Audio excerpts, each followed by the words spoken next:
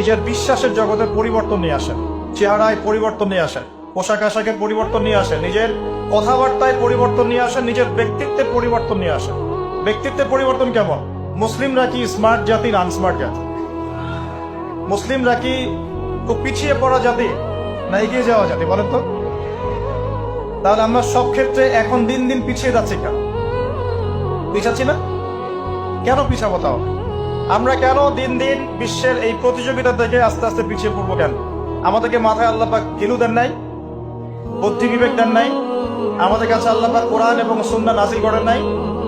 তাহলে কোরআন সুন্নাহ হাতে থাকার পরেও আমরা বিশ্বের সংকটগুলো এখন মোকাবেলা করতে পারছি না কেন?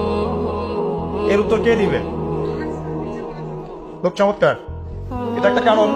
ভাই বলেছেন কোরআন এবং হাদিস থেকে পিছিয়ে পড়ার কারণে। আমি বলছি এর সাথে আরেকটা কারণ হচ্ছে কোরআন হাদিসকে আমরা বর্তমান প্রেক্ষাপটের সাথে মেলাতে পারছি না।